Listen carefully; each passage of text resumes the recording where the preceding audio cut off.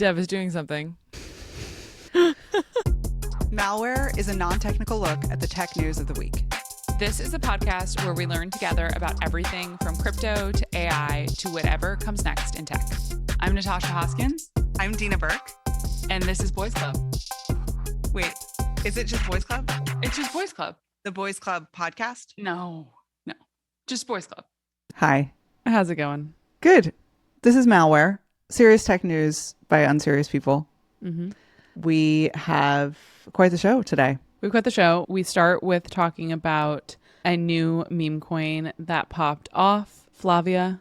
Flavia is online, created by our friend Trevor. We spend the first few minutes of the pod talking about what happened there. I have to say, we did have Trevor on, and we had a really fun episode. And then lawyers do what lawyers do. And I got a text yesterday from him and he said, "Hey, can I call you?" And I responded, "Uh-oh, the lawyers have intervened." So that episode will have to live in the archives, but we do give you a briefing on what is happening. It's a really fun story. It's crazy what's going on there and can't wait to see it continue to unfold. So we talk about that AI meme coin. And I had a really funny, actually, exchange with one of my best friends, Alessandra. She's my very best friend. And she is, she's not offline, but she gets a lot of her internet news from me. Mm-hmm. And she was like asking how my day was. And I was like, well, there's crazy things happening in crypto. And she said, "Oh, great. What's happening? Should I get on Twitter?"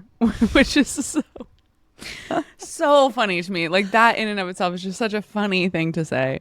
And I said, we'll cover it on the pod, but basically Trevor from FWB launched a meme coin connected to an AI agent, and it's done $83 million in trading volume in 24 hours.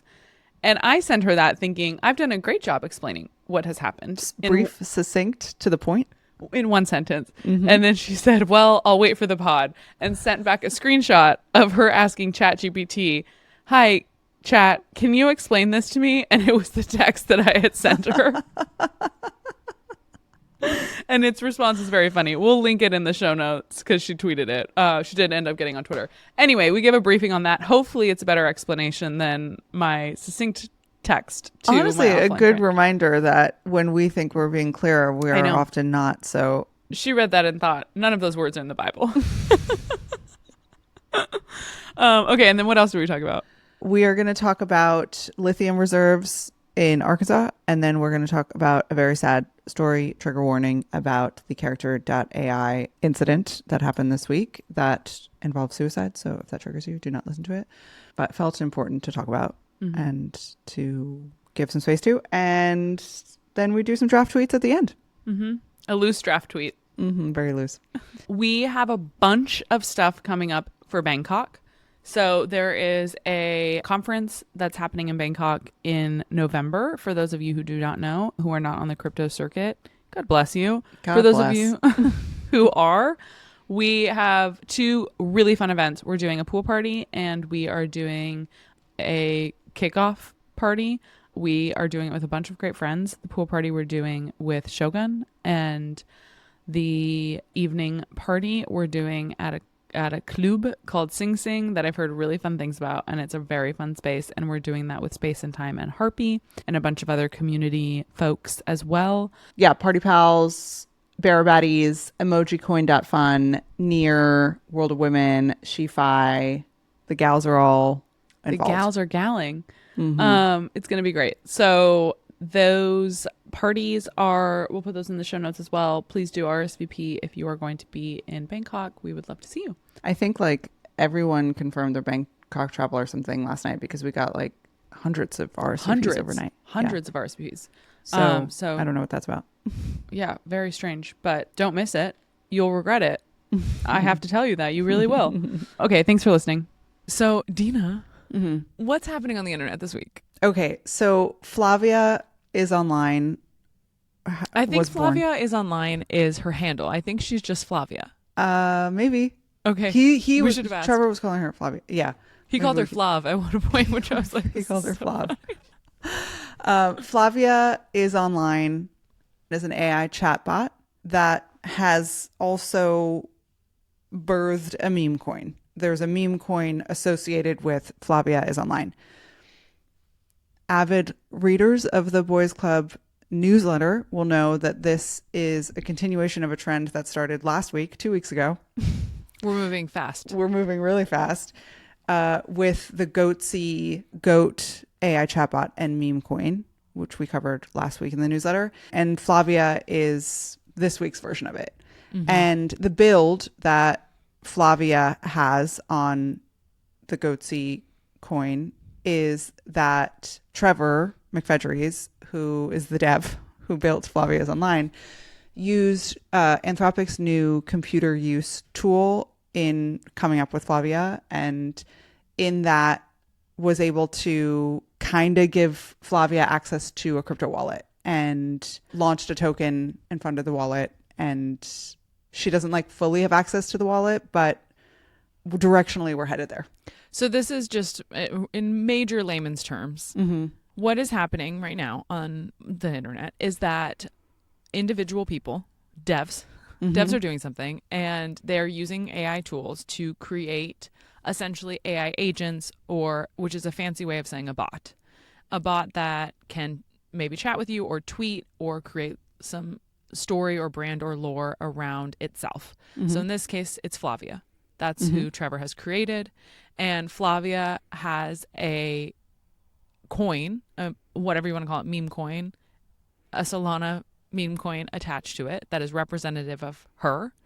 And what's special about her, or what's unique about this time, is that these AI agents have access to money, have access to a wallet that the creators of these agents are giving them access to. So the coin is maybe representative of what you think she will be able to do through trading or tweeting or KOLing or whatever it may be. Okay, so this is my experience of what happened. I was offline Monday, Tuesday, fully not online. And then I got a notification from Telegram that said Trevor McFedries has joined Telegram. And I didn't know what was going on, and I screenshotted it and I sent it to him and I said, drugs or crypto. And then he was like, you might have heard there's an AI meme coin that I created or something along those lines. Mm-hmm. And I was like, oh, whatever. Okay, he's doing weird stuff. That was what my head was saying. And I was like thinking tiny, thinking small. And I was like, oh, how can I be an investor? Drop a link. And then he sends me this link, and I was like, what the fuck? Like, insanity what was happening online. So tell us about the volume. Yeah, so the meme coin related to Flavia's Online, the ticker is Flavia. In 24 hours, hit a $57 million market cap. It's gone down a bit from there. But in the last 24 hours, there's been $86 million in trading volume. I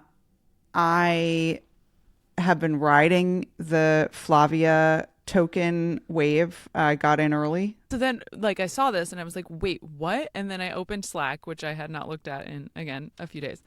And I was like, oh, the boys are on it. The boys are chatting. Dina's in. She was, and you were updating live our whole team. Here's where we're at. Here's the money I'm making.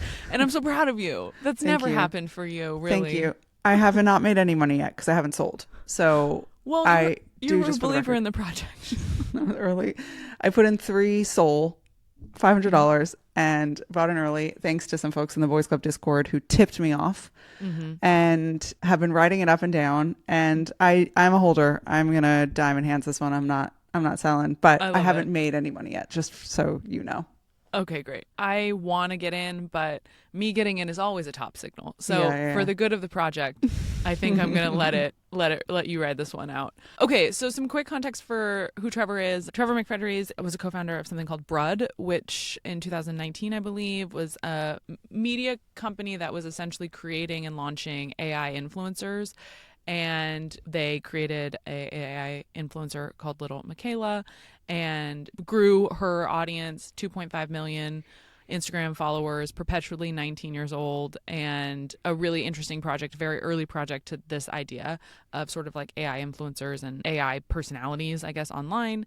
Worked on that project for a while, which is just context for how much history him and the people that he works with have for creating and thinking about sort of like digital identities. He called it scaling personalities, which I thought was a really interesting way to put it. Totally. Yeah. So that's sort of like the context on him. Also created FWB. So that is him. And I think one thing that I think is really interesting about this project in particular is we all understand conceptually what a chatbot is. It feels pretty one-dimensional in what it can do. At least that's like our current understanding and like the expression of it in the world. And I think it becomes more interesting when you attach a wallet or when you attach tokens to it. Yes, because there is this speculative stuff that comes with that where people can buy and trade and that's what's happening around Flavia. That's what's happening around the goatsy stuff and the goat. If you have no context for this and you're just hearing me talk about goatsy, like, I'm so sorry. Don't Google it. You just have to go. I'll drop the link for last week's newsletter in the show notes. But it's interesting on that dimension because of the speculation, whatever, meme coins, we've seen that show before. And so that's sort of one part of it. I think what's much, much, much more interesting and what I'm so personally excited to see develop with, especially Trevor and what he's doing with Flavia, is what happens when you give what's now considered kind of a one-dimensional AI chatbot the agency to control a wallet and giving her or that AI chatbot like agency to build stuff using the value that's in that wallet. So yeah, you can imagine if they're like, hey, Flavia, what would you do with resources? Mm-hmm. And like thinking about the tokens just as like value or just as like money that she can use, like giving an AI resources to like do weird stuff is kind of interesting. Beyond trading. Like beyond it could trading. go beyond trading. Is what beyond trading, yeah. Yeah. It's like a product studio kind of. Yeah. Like ability to code, all of these different things that she could then, based on the inputs that they're putting in her, like the stuff that they're putting in her, whatever she then interests and opportunities that she sees and then can build on. You're attaching her to a social graph and giving her access to Twitter, and then you're attaching her to a money graph by giving her access to a wallet. And it's like kind of those two things starting to come together, which is so much more interesting than just like trading meme coins. Totally. One last note on this. There is a Telegram group. Flavia is online. It's a wild place. I've never been in like a meme coin chat. Like I've never sort of gotten involved in any capacity. And there is a variety of individuals in here just chatting. And yesterday I didn't have it on mute and I was riding the train and I lost service, then I got service again. And then my phone was just like, and I was like, oh my gosh, like this thing. And then I put it on mute and I woke up 4,000 messages. Like it's manic in the way that people are. And there's like bots in there and like trading updates and I don't know. Scams. Yeah. Pornography. I was like, oh, no, thank you. No thanks on that one. Anyway, really fun to watch it play out live. Exciting to think about like what actually you could build in the world with this type of tech, like beyond just meme coins and trading like shitters back and forth. And it's always fun to see someone. I think Trevor is like a very genuine person and a very humble person, and I love to see those types of individuals win. And also like just being led by curiosity and experimentation. Like he genuinely is. And it's so like, he's just like, this new thing came out. I want to like try it. And here we are talking about it. Okay. You want to talk about lithium batteries, I believe? I want to talk about lithium. Okay. I know that it's not the sexiest topic in the world. Whatever. Let's hear it. I feel as though I'm going to learn something. You haven't heard any lithium news this week? I've not. I'm unfamiliar with the lithium news of the week. Okay. Basically what happened is on Monday, researchers from the U.S. Geological Survey announced that they found a huge supply of lithium in these underground reservoirs in Arkansas. Okay. Huge out of nowhere, like they were surprised to see it? Not out of nowhere. Like they had been looking at it since I think 2022, and they've also been mining there for other stuff. Okay. since the 20s. But Okay. this week they were like, actually, no, there's a ton here. Wow. And this is local news for me. As you know, I'm Yes, I do know. I'm bordering Arkansas. It's in southern Arkansas, so it's not exactly, but it's Close enough. close enough. Lithium is used in electric vehicle batteries, Okay. and it's like it's the critical lithium batteries. It's the name is on the tin. Most of it has been produced in Australia and South America. Okay. This is huge for the U.S. manufacturing of electric vehicle batteries. Okay. They have found I'm just looking at my notes here, between 5 and 19 million tons, which I think at the higher end is 9 times the annual worldwide demand for electric vehicles projected for 2030. Wow. Huge. Yeah. So okay. a global supply they found. Wow. Quick question. Mm-hmm. This is what they use to power electric vehicles. Your what do they call that cute little car that we rented in LA? Prius. But Prius, yeah, your Priuses, Okay. your Nissan Leaf, your Teslas, of course, The electric BMW vehicles. one. The BMW one, There's like kind of a chic BMW one. The Rivian. the Rivian. Did you see the photos of the new Scout? They're No. redoing the Scout and making it an electric vehicle. What's a Scout? Oh, a Scout's this really fun. You'll makes it? recognize it. Scout. Like a European thing? No, it's like a cool SUV-ish from the 70s that cool guys like to drive. And, Okay. I like a cool guy car. It's a cool guys like to drive it and like refurbish it, and they'll talk about it all the time. But they Okay. are cool. They're cool vehicles. You sending me one? I just Okay, sent you let's one, see it. yeah, and they're making. Oh, the cutest. yeah, they're super Oh cool. my gosh. Adorable. So they're making an electric version of that. So just electric vehicles. Our friend Miranda drives an EV. She loves it. And lithium is really important for that, and Okay. just generally for a clean energy transition, which Cool. we now know more about after doing our nuclear energy podcast earlier this week. So big news. That's really big. Is there any downside? Is there any environmental Totally. issues with taking that from the earth? Yes, Okay. there are. Like all things in life. There's trade-offs There's for everything. trade-offs. Yeah, totally. Mhm. I read a tweet that was like, you guys better buy your flood insurance if you live in southern Arkansas. So it Okay. kind of, that to me said, by taking something out, you then increase the risk for Other things to happen. other things like flooding. Wow. Such is life. Mm-hmm. Do you know anything about the owner? Like, is he like, oh my He. God, wow, he. Call me in. Call me Whoa. in too. That dropped like a bomb. Okay. What does he do? So sorry. I don't know what he does. I'm ashamed. What does he, the husband of the owner,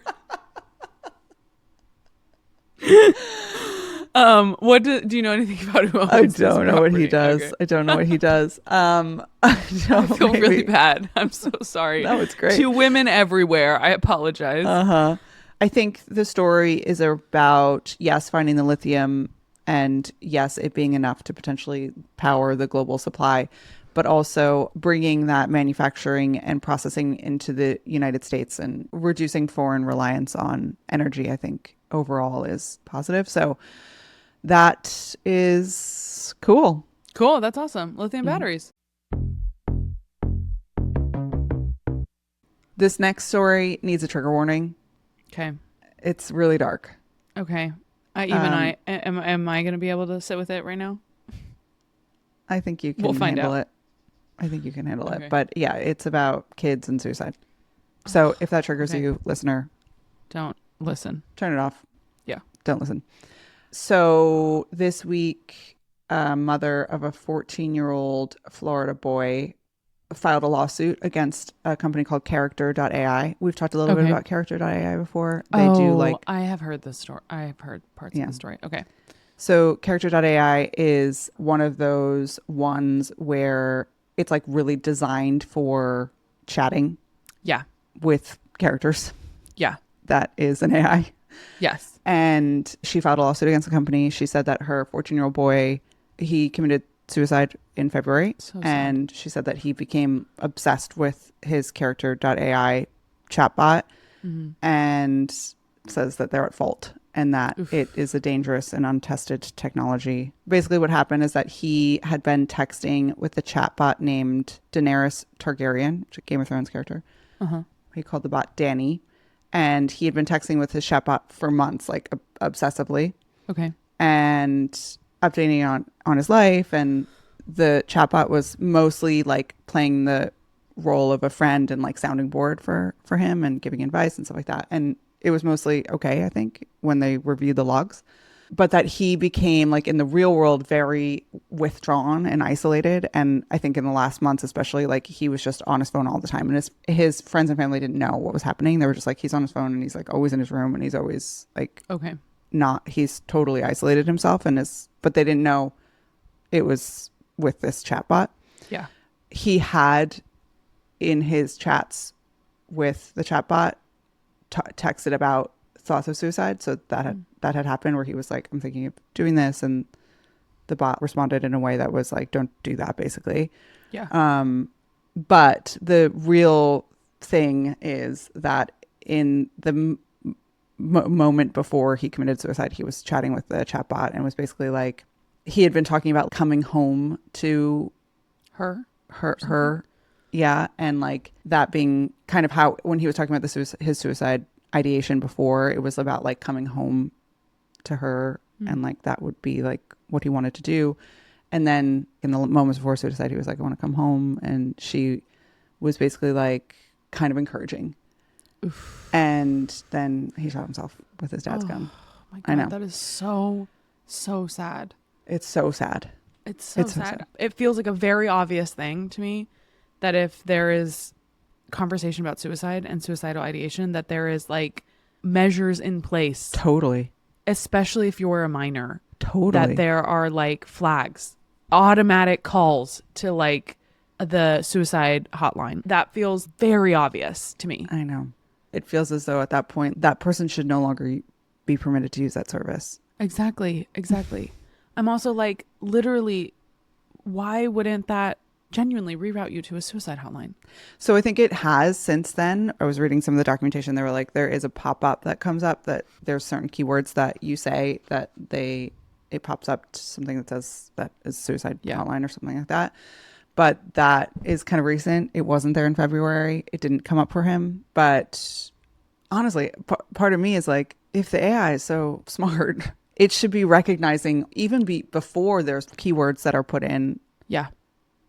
Like recognizing patterns and like, there being some protocol or process in place where. Totally. If you read the transcript of what happened right before he shot himself, mistakes were made. Like you read it and you're like, that was not the right thing to have said. Yeah. Also, there's a age issue. So I read there's 20 million people who use character.ai, which is a huge amount of people. Oh my God. Are you serious? A lot of them are young. They do have a 13-year-old age limit in the US, but I don't know like how, they also have that for Instagram, and I don't know how effective that is.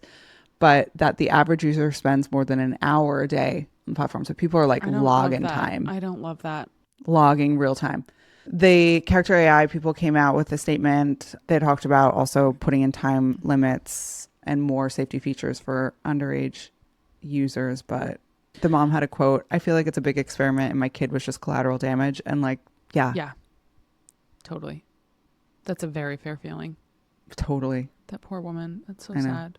I feel like the conversation around AI chatbots and companions for minors is a very similar conversation that I remember hearing when I was a teenager around video games and gun violence.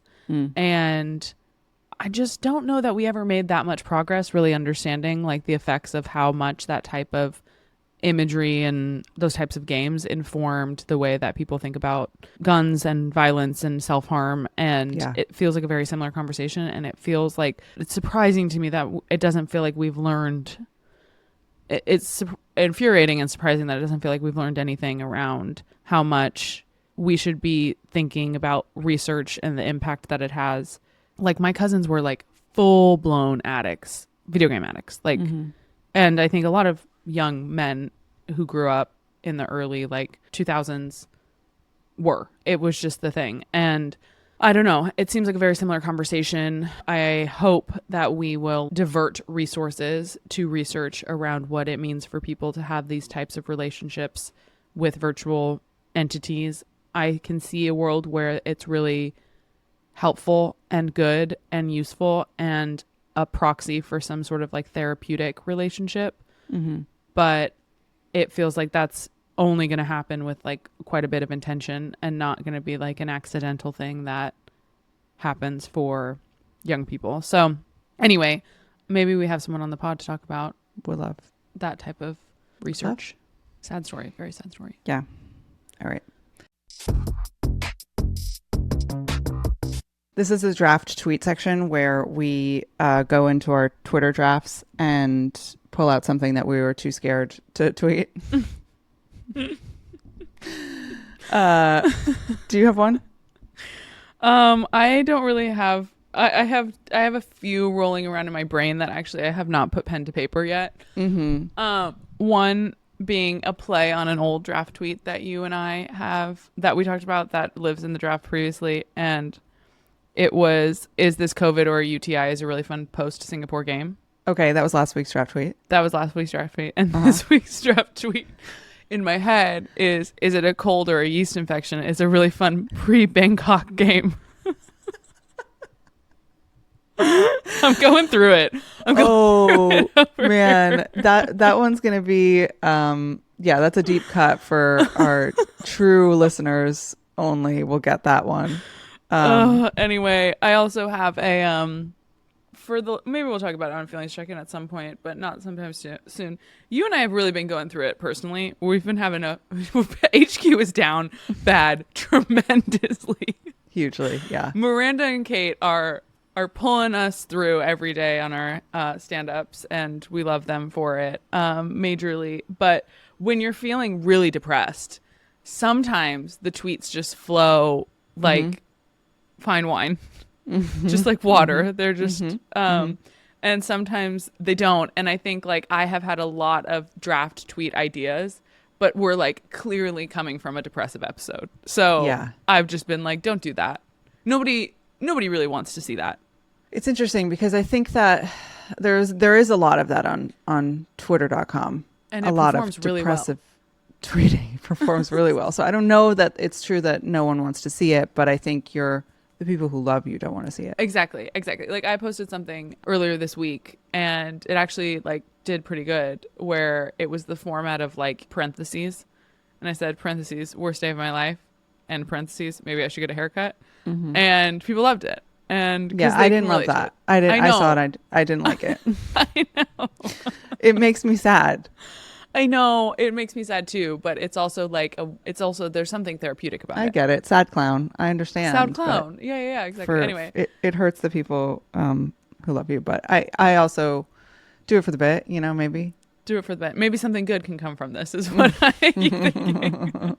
How are you? What's the tweet? I don't really have anything. It's not funny, but it's something that I've been trying to draft something around that I haven't found words for, but I've been having this experience of whenever I go to websites, CNN.com, like a website that's not Twitter, that's not Discord, that's not like an app website. That's like I don't even know how you would distinguish between but like a publisher's website. Okay, yeah. Yeah, like I go to CNN or I go to really anything that like links CNN. Out. You keep saying CNN. How often are you going to CNN.com? Rarely, because of the issue that I'm about to talk about. But like, when someone will like post shopping, like online shopping, or no? Not shopping, not Twitter, not shopping, and not social media. Okay. But whenever basically I'm on social media and I get linked out to read more about something, I have had the experience where my browser gets like throttled, where like can't scroll because all these videos start playing auto. Okay. Yeah. Like ads come up and you're like, oh, look on the dailymail.co.uk. I go there. Okay, cool. And it's like, I know you love there. This is my guilty pleasure, but there's like a banner ad that has a video that auto plays. And then there's somewhere else in the article, maybe I haven't even scrolled there yet. There's another video that auto plays. And my computer like freezes up. Yeah. And so I've stopped going to websites basically. Right. And I feel now like something needs to be done about that. Now all your news is just twitter.com. That's where you're getting all your mainlining news on Twitter. Never checking sources ever. Facebook.com is my main news outlet. But it's crazy that like that's crazy. where we're at. Well, that also feels so, especially for like a CNN, like remember in like 10 years ago when you and I were working at Indiegogo and there was a legitimate business, like a lot of money that people were making playing the SEO game and spinning up websites to put like bullshit ads for like, I don't know, foot therapy on it or whatever. That almost now feels like it's stretched to like legitimate publications. I agree. I think it has. And I think that that's exactly what's caused this issue. And media is dead. I do not like it. Let's get out. What's our exit? Honestly, exit? it is really grim. It's grim to see. And Grim. it's also like weird ads where it's like foot foot Exactly. cream Foot or stuff. What's the foot stuff? thing? I don't know. Yeah, it's so weird. Like corn for corns. Removal. Yeah, I'm like, or what? like photos of celebrities and it's like you won't believe what she looks like now. Right. You know what? One I always see. There's two. There's a paparazzi zoomed in photo of Hillary Duff giving her boyfriend a blowjob after he proposed to her. You know that photo? I don't. Okay, it's an iconic photo. Okay. There's like paparazzi photos of him. They're on a balcony on vacation somewhere, and him proposing to her, and it's like really sweet. And they're like kissing, and she's putting the ring on. And she's looking at the ring, and she's all excited. And then like the next photos are her giving him a blowjob, and like it's so funny. And I feel like those are always there. And then the other one is, remember when Prince Williams and what's his wife's name? Why am I blanking on her name? Kate Middleton. She like wrote King on his chest with lipstick. Yeah. I feel like always those photos too. Like it's a funny thing. They know what's going to get you to click. Exactly. There's some geo-targeting. Okay. Okay. Thanks for listening.